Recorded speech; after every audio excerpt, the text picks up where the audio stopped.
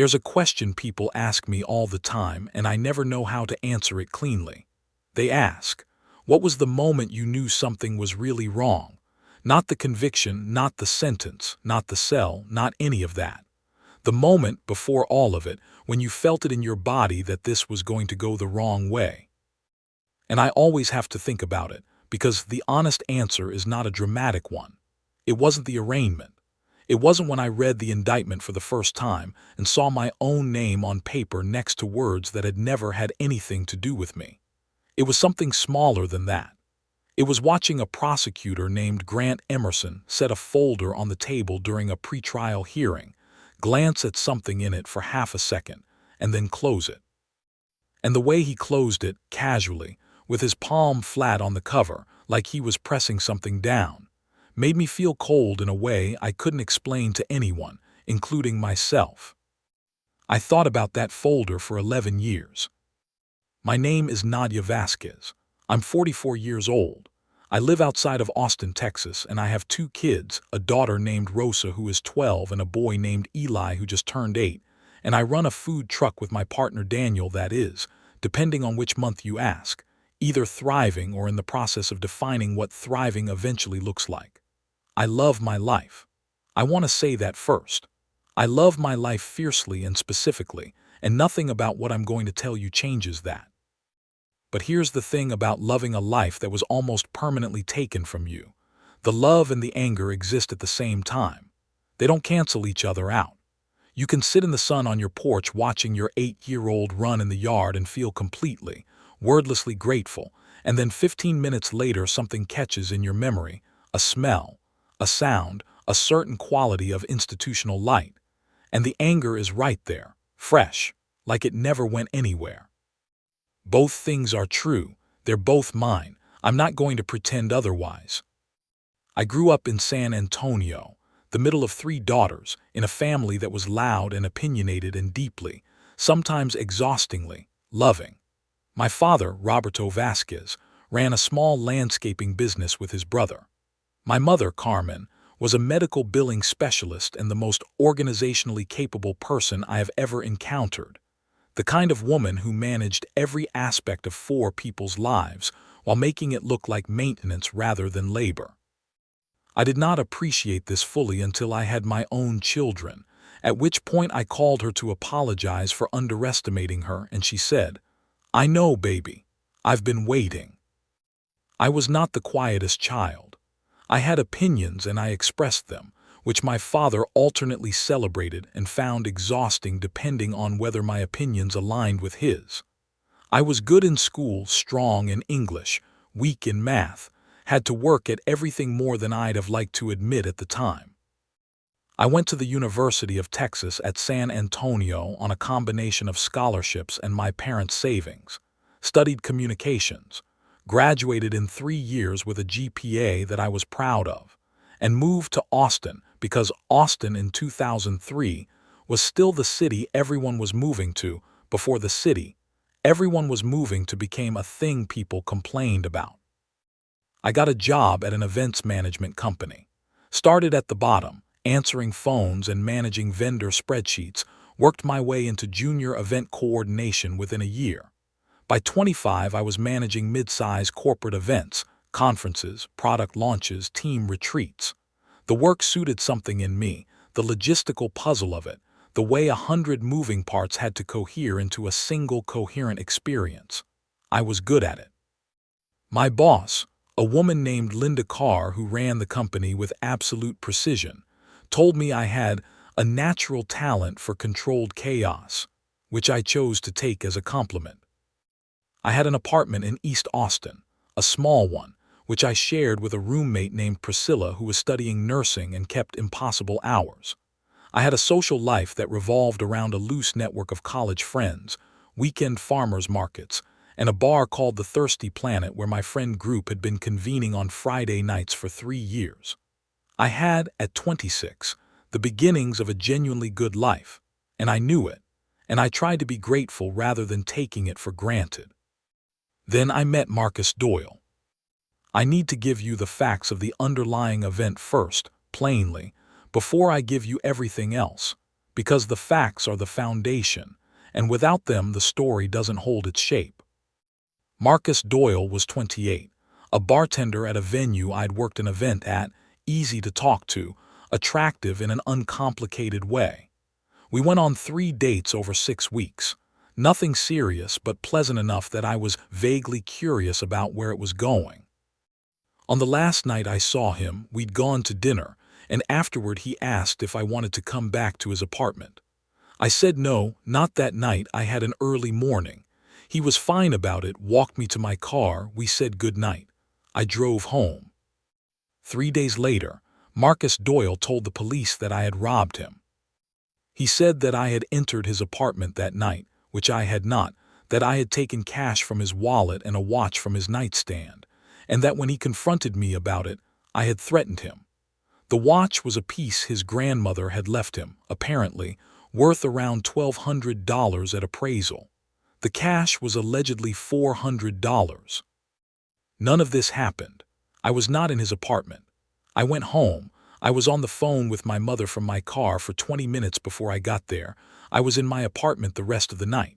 I had no reason to rob Marcus Doyle. I had no history of anything remotely like this.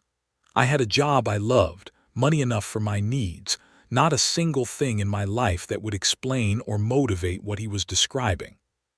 What Marcus Doyle had, as I would eventually piece together, was a reason to lie.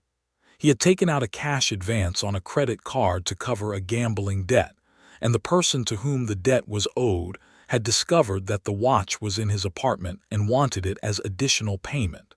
He needed the watch gone, and he needed an explanation for why it was gone. He apparently decided, in a calculation I still cannot entirely understand, that pointing at the woman he'd been on 3 dates with was a workable solution. I didn't know any of this when the police came to my workplace. I knew nothing except that 2 officers were asking me about a robbery I had not committed, and that the expression on their faces was not the expression of people who expected me to deny it. The Travis County District Attorney's Office assigned the case to a prosecutor named Grant Emerson. Grant Emerson was 31 years old, 3 years out of UT Law, and he was, by the measures that mattered inside that office, performing well. He had a strong trial record, an eye for cases with good narrative clarity, meaning cases that were easy to explain to juries, and an ambition that his colleagues alternately admired and found slightly exhausting. He wanted to make a name for himself. This is not unusual in prosecution. Most young prosecutors want to establish their reputations. The question is always what they're willing to do when the reputation is pulling one way and the evidence is pulling another. In my case, the evidence at the time of the arrest was Marcus Doyle's statement, a partial fingerprint from the nightstand area that was consistent with my fingerprints without being conclusive, and the fact that I had been in a dating relationship with the victim, which provided what the arrest report called opportunity. That was it, that was the case. What Grant Emerson had, which I did not know about and would not learn about for more than a decade, was something else. Marcus Doyle's neighbor, an elderly man named Earl Pressman, who lived in the apartment directly across the hall, had given a statement to the investigating officer 3 days after Doyle's initial report. Mr. Pressman said that on the night in question, he had been awake late because of insomnia, and that he had heard Marcus Doyle's door open and close twice. The first time was around 10:30, which was consistent with my leaving. The second time was around 11:45, and he had opened his door to check. He explained that there had been some package thefts in the building, and he had been watchful, and had seen a man he did not recognize leaving Doyle's apartment. A man, not me. Mr. Pressman's statement was in the investigative file. It was disclosed, as required, to the DA's office. It was not disclosed to my defense attorney. Grant Emerson read it. I know he read it because he later acknowledged reading it. In circumstances I'll get to. He read it and he made a decision, and the decision was to put it in a folder and close the folder with his palm flat on the cover. My public defender was a woman named Sheila Morno, and I want to say something about her that's fair and complicated.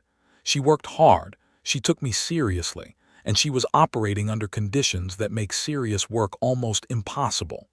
Her caseload, when I counted the active matters on a list she left on a table during one of our meetings, was over 90 cases. 90.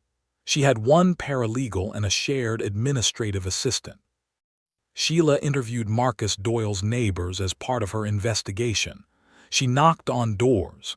She got Earl Pressman, she found him, spoke to him, and he told her exactly what he'd told the police. She knew about the second visitor. She had the statement in her own file. What she did not know was that this same statement had been given to investigators and received by the prosecution and not turned over. She had no reason to know that, because she had found it herself, and without the prosecution's file to compare against, there was no way to see the shape of what was missing. What it meant in practice was this: she had the exculpatory witness, but she didn't know that the prosecution had the same witness and had buried him. That distinction, which seems technical, mattered enormously for what came later. Sheila filed a motion based on Pressman's statement. She argued that the presence of an unidentified male visitor to Doyle's apartment in the hour and a half after my departure created reasonable doubt about the identity of the actual perpetrator. At the pretrial hearing, Grant Emerson argued against the significance of Pressman's statement.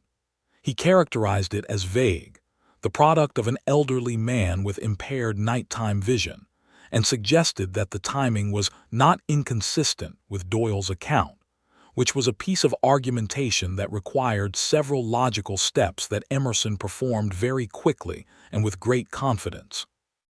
Judge Patricia Solis allowed the statement into evidence. That part wasn't the problem. The problem was what happened next. 2 days before trial, Marcus Doyle's story changed. I do not know for certain what Grant Emerson said to Marcus Doyle in the days before trial. I have my beliefs about it. What I know is the outcome. Marcus Doyle amended his statement to specify that there had been a second visitor to his apartment that night, a friend who had stopped by briefly, whose name he now provided, a man named Joey Spears, and that Joey had been gone well before the alleged theft occurred and was not connected to it. Joey Spears was interviewed. He confirmed having visited Doyle. He confirmed leaving by 11:30. His account was plausible and internally consistent, and it had the effect of converting Earl Pressman from a witness suggesting an alternative perpetrator into a witness whose account had now been explained. Was Joey Spears real? Yes. Had he actually been there? Probably yes. Doyle's amendment was too specific to be invented whole cloth. Had the timing been shaped, adjusted, managed in a way that protected Doyle's narrative? That I cannot tell you with certainty. What I can tell you is that Sheila's motion, which had been our strongest pretrial argument, became significantly weaker overnight. At trial, Emerson was effective in the way that naturally persuasive people are effective when the facts give them enough to work with. He didn't overreach. He kept the story simple. A woman who'd been on 3 dates with the victim, who had access, who had been the only identified visitor that night other than a briefly present friend, and who had a partial fingerprint in the apartment. He made it sound like a pattern. He made it sound like the kind of thing that happens. Sheila was good in cross. She shook Doyle on 2 details about the alleged confrontation, the exact words I was supposed to have said, the location in the apartment where it occurred, getting him to contradict his own written statement in front of the jury. She called Earl Pressman, who was 82 years old and testified in a suit that was clearly old but carefully maintained, and who told his story simply and consistently, and seemed like exactly what he was, a truthful person who had seen what he saw. It wasn't enough. The jury deliberated for 6 hours and found me guilty of theft and criminal threatening. I was sentenced to 18 months in state prison. 18 months. For something I did not do. I was 27 years old. My mother came to the sentencing, my father too, and my younger sister Vera. My older sister Lucia was 8 months pregnant and couldn't make the drive from San Antonio, and she called me that night from the holding facility, crying in a way that I could tell she was trying to control and couldn't. And I told her, from a phone in a holding facility on the night I was sentenced, that it was okay, that she needed to stay calm for the baby, that I would be fine.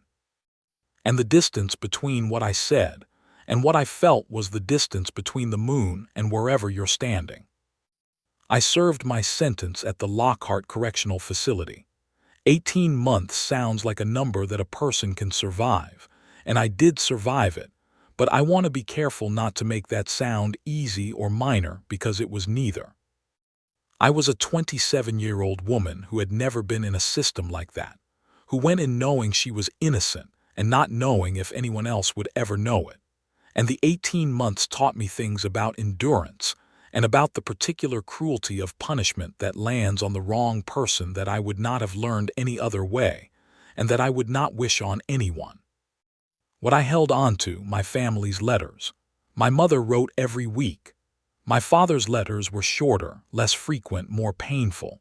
He was not a man who wrote easily, and every sentence cost him something, and I could feel that in the way the sentences were constructed, careful and a little stiff, pressing forward against what they were trying to say. Vera was my most regular correspondent. Long letters full of detail about the outside world, news, observations, deliberately ordinary things she was describing, so that I could stay connected to the texture of a life I would return to. I also thought during those 18 months with a steadiness that I don't fully know how to explain about Grant Emerson. Not with rage is consuming and I could not afford to be consumed, but with a kind of clarity. He had a statement. He had Earl Pressman's statement in the investigative file. He had handed it to whatever system decided what got disclosed, and it hadn't been disclosed, and either he had controlled that outcome or he had not, and either way, I was where I was because of it. I didn't have evidence of that. Not yet. What I had was the cold feeling from watching him close the folder. I got out in March of 2010. My parents picked me up. My father drove, my mother in the passenger seat, me in the back like I was 16 again being picked up from somewhere, and we drove 3 hours back to San Antonio and nobody said very much, and at some point my mother reached back and held my hand over the seat, and that was enough. The reentry experience is its own kind of sentence, which I've said before and other people who have been through it have said before and which bears repeating because the people who design these systems don't seem to have heard it yet. The felony record, the job applications, the housing applications, the professional licensing implications, my certification in event management required a clean record to renew, and mine was no longer clean. All the doors that had been open at 26 were now conditional in ways they hadn't been, and the conditions were often prohibitive. I moved in with my parents for 8 months. I took a job at a grocery store. I saved money. I tried to figure out what I could build with what I had. Linda Carr, my old boss, called me 3 months after my release. She had known me for 4 years before everything happened, and she had written a character letter for my sentencing. And she called to say that while she couldn't bring me back into a full event coordination role, too much client-facing work, liability concerns she was honest about, she could use me part-time on behind-the-scenes logistics. I said yes. That work and Linda's decision to offer it gave me a foothold. I also connected, during this period, with a legal aid organization in Austin called Texas Appleseed, which among other things provided assistance to people seeking post-conviction relief. The attorney I worked with there was a man named Philip Okonkwo, calm, methodical, carrying about 12 times more cases than was reasonable, which seemed to be a universal constant of the legal aid world. Philip took a look at my case and agreed that there were questions worth asking about the pre-trial investigation and disclosure. He began filing records requests. It took 2 years of records requests, appeals of denials, subpoenas, and a small amount of luck in the form of a digital record system upgrade at the Travis County DA's office that, in the process of migrating old files, created a searchable archive that had not previously existed. In that archive, Philip found the investigative file from my case, and in that file, he found Earl Pressman's original statement to police, the statement that had been received by the DA's office before trial and not turned over to my defense. The statement was date-stamped. The discovery disclosure logs were also in the archive. The comparison was unambiguous. The statement had been in the DA's possession for 19 days before trial. It had not been disclosed.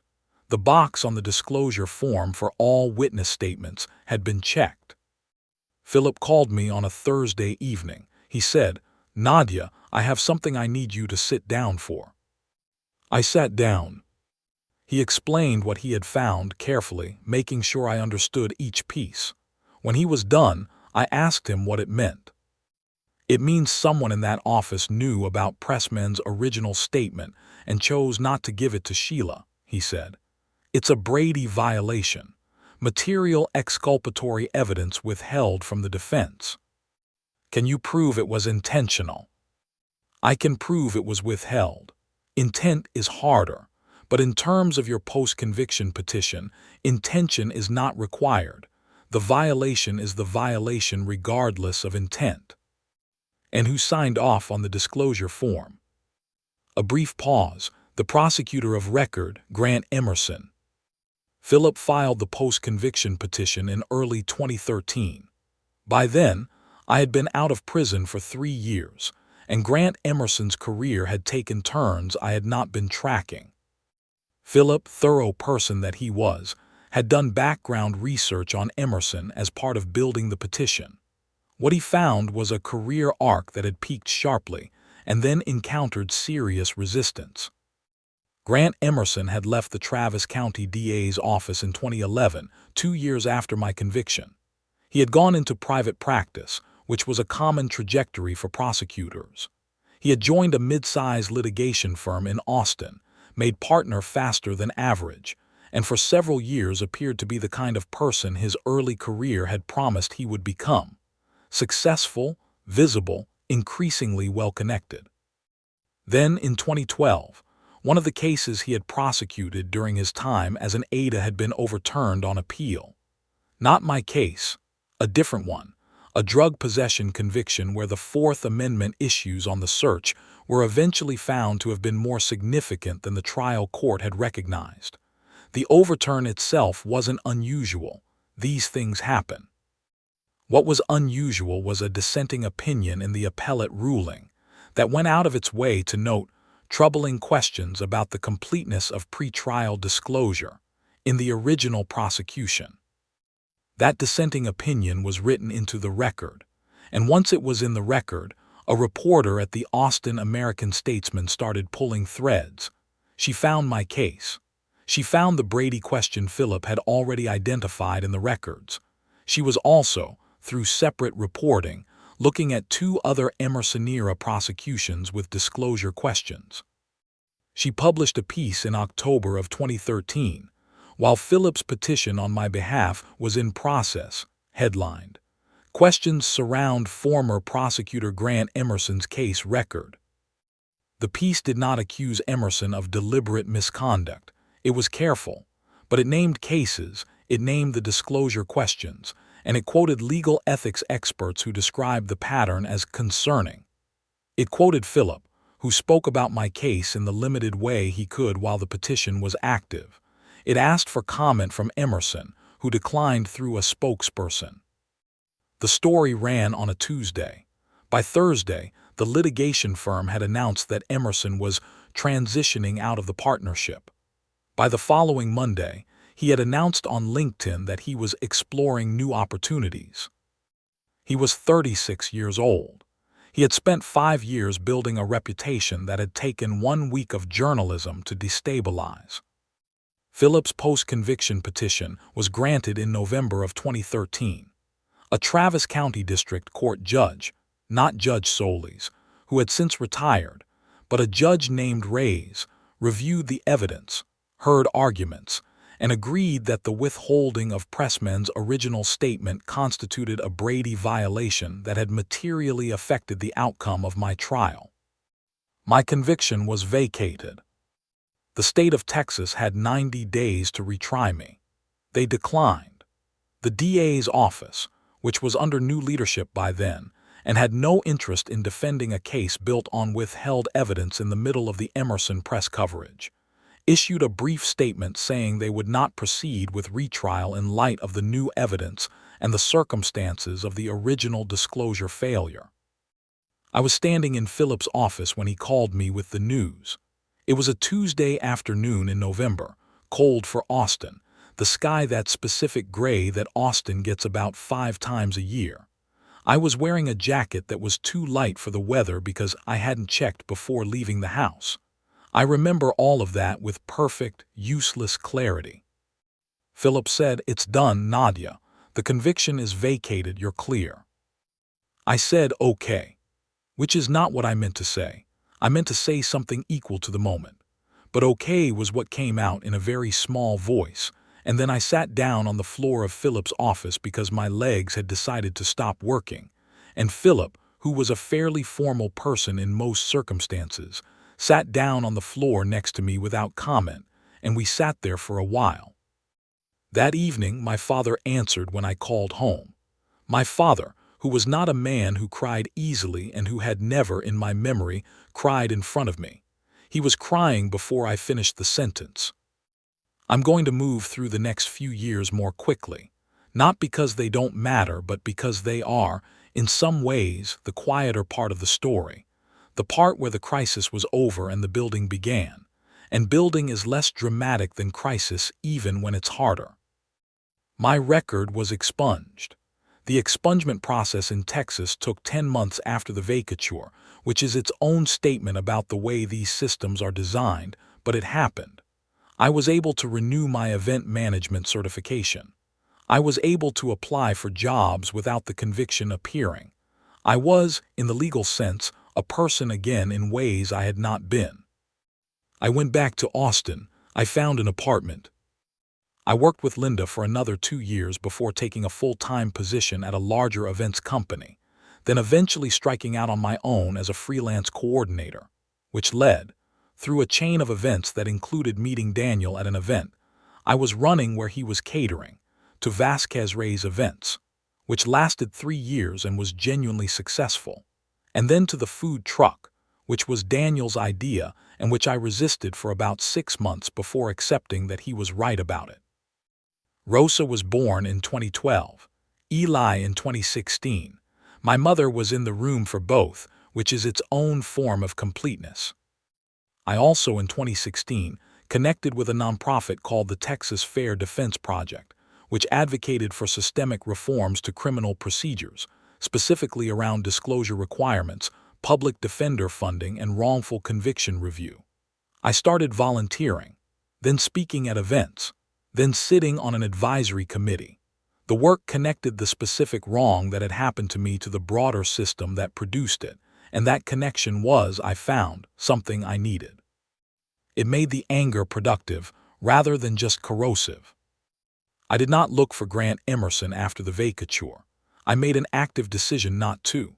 My therapist, a woman named Dr. Bautista, who I started seeing in 2014, and who is one of the wisest people I know, had helped me understand the difference between seeking accountability and seeking to center my life around someone who had wronged me, and I tried to live in the former without sliding into the latter.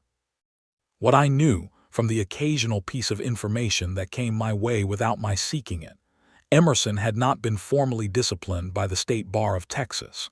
The bar had reviewed the Pressman disclosure issue and concluded after a lengthy process that while the failure to disclose was a serious lapse, there was insufficient evidence of intentional misconduct to support disciplinary action. He had not been prosecuted. He had, in the phrase that always makes me clench my jaw slightly, faced no formal consequences. He had, however, faced the informal consequences, which were real if incomplete. His partnership had ended. His reputation in Austin's legal community had a dent in it that didn't fully polish out. He had spent a few years doing smaller work, civil litigation, contract disputes, the lower end of the practice, and had gradually rebuilt something, though not what he'd had. I knew the approximate shape of this, and I put it in the back of my mind and tried to leave it there. Then, in the spring of last year, I was asked to speak at a legal reform conference in Austin organized by the Texas Fair Defense Project. The conference brought together advocates, attorneys, formerly incarcerated people, policymakers, and journalists.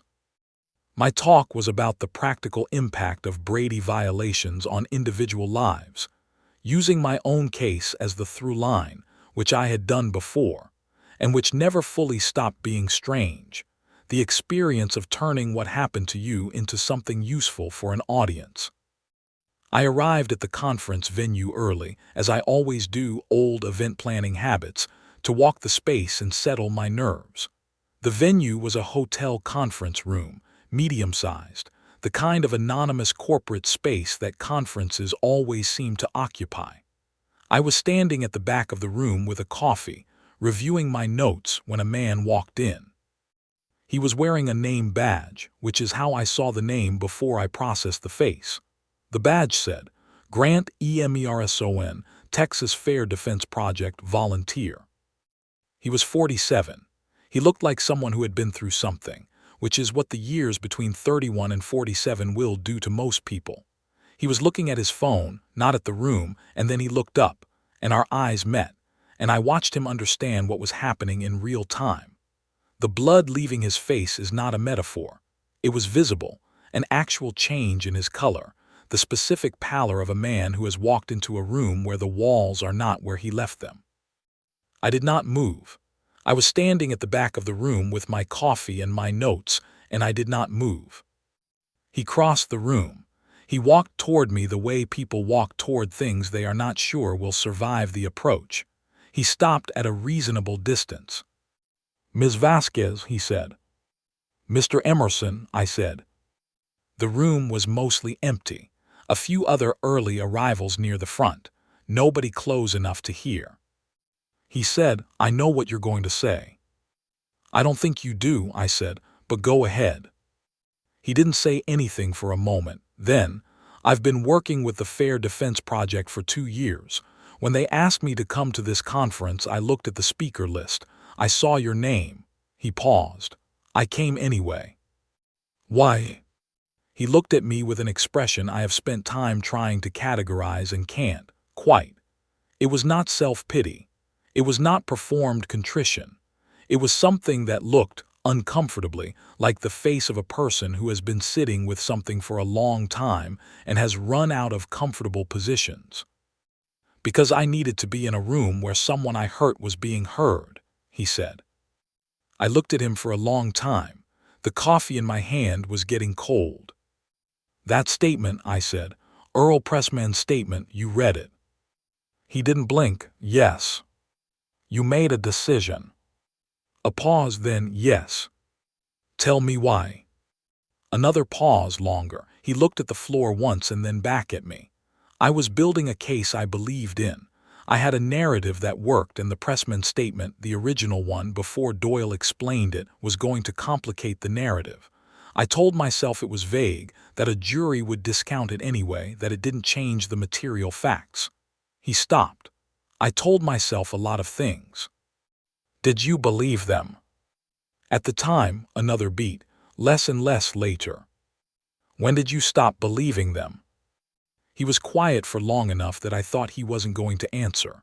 Then, when I read Philip Okonkwo's petition, when I saw it laid out, the timeline, the dates, what was in our file and what wasn't, and I couldn't make it mean anything other than what it was. And then I had to decide what to do with that. I took a sip of the cold coffee. I looked at him, this man who was 47 years old and had come to a conference where he knew he would see me and come anyway, and I tried to hold both things at once, what he'd taken from me and whatever this was. "I'm going to give my talk," I said. My talk is about what Brady violations do to real people. I'm going to use my case, all of it. I know, he said. You can stay or leave, that's your choice. I'll stay, he said. Then find a seat, I said, and I turned back to my notes. I've given that talk probably 30 times. I know its shape, its pauses, its moments where the audience shifts in their seats because the material has hit something. I gave it that day with Grant Emerson in the 4th row, slightly to my left, and I did not look at him more than I would have looked at anyone in the audience, and I said everything I always say. I said, when a prosecutor withholds evidence, they are not making a legal error. They are making a choice. They are choosing a conviction over a person. They are taking someone's life, their actual life, their years, their family's years, their mother's years, and placing it behind the story they want to tell a jury. And they are doing this inside a system that has, by design, almost no mechanism for holding them personally accountable, because the system that would hold them accountable is the same system that benefits from their wins. I said, I was 27 years old. I had a job I loved and a life I was building. I spent 18 months in a state facility for a theft I did not commit, and when I got out, the doors that had been open were closed, and the life I had been building had been disassembled, and I spent 5 years putting it back together piece by piece. I did that because I am stubborn, and because I had people who loved me, and because I refused, in the end, to let what was done to me be the final word on who I was. I said, the man who made the decision that put me in that facility is in this room today. He is a volunteer with an organization that fights for the rights of people like me. I don't know what to do with that. I'm not sure I need to decide what to do with it. What I know is that the work this organization does is real and necessary, and that it matters whether people with power inside the criminal justice system, including prosecutors, including the ones who made choices like the one made in my case, come to understand what those choices actually cost. I said, I'm not asking anyone to forgive anything. I'm asking everyone in this room to make it harder to do what was done to me. Change the rules. Change the disclosure requirements. Change the accountability structures. Make the choice that was made in my case a choice that carries real consequences, so that the next prosecutor who sits down and looks at an exculpatory statement and feels the pull of the narrative has something standing between that pull and the decision. Then I sat down. The room was quiet for a moment, then it wasn't. Grant Emerson was still in his seat when I looked up after the applause. He was not clapping. He was looking at his hands. I do not know what he was thinking. I do not need to know. The food truck is called Mija's. It was Daniel's mother's nickname for him when he was small, and we liked the way it sounded. We do Tex-Mex fusion, which in Austin is either very on-brand or slightly redundant depending on who you ask. We have regulars. We have a permit spot outside an office complex that keeps us busy through lunch, and a weekend farmer's market rotation that I genuinely look forward to every week. Rosa has opinions about the menu. Eli has opinions about the truck's color, which he wants to change to green, and we are in ongoing negotiations.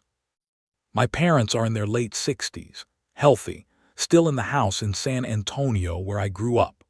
My father retired from the landscaping business 2 years ago and now spends a suspicious amount of time watching soccer and consulting my mother's garden without technically gardening himself. My sister Lucia has 3 kids. My sister Vera is finishing a master's degree in social work, which seems inevitable in retrospect. Philip Okonkwo still works at Texas Appleseed. I call him on the anniversary of the vacatur every year and say thank you, and he tells me to stop calling on the anniversary. And I tell him I'll stop calling on the anniversary when he stops deserving it. And he says that's not how gratitude works. And I say I know, and I call again next year anyway. Earl Pressman passed away in 2017. He was 91. I found out through a brief obituary notice, and I sat with it for a while. He told the truth from the beginning, twice, once to police, once to Sheila, and the system buried the first time and the second time wasn't enough. He never got to see the thing he'd reported corrected. I think about that. I think about the people who do the right thing and never find out whether it mattered.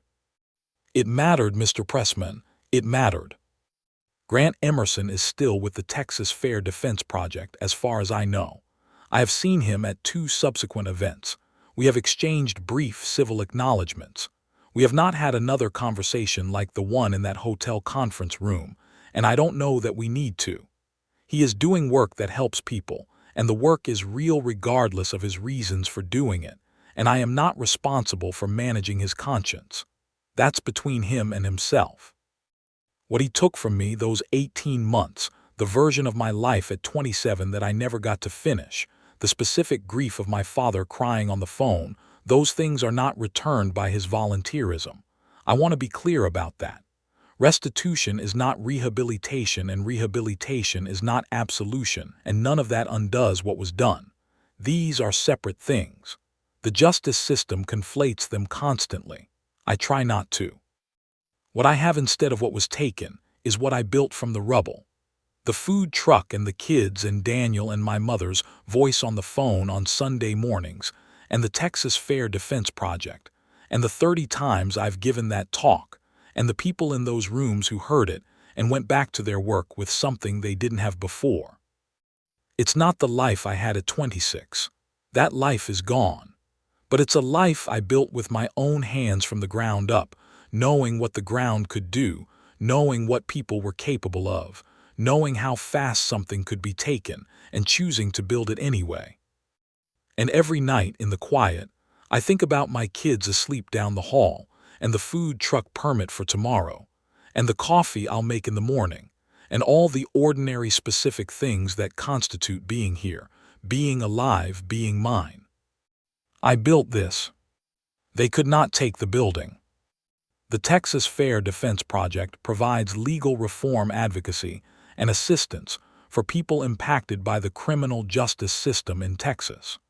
The Innocence Project and local legal aid organizations in your area provide post-conviction legal assistance.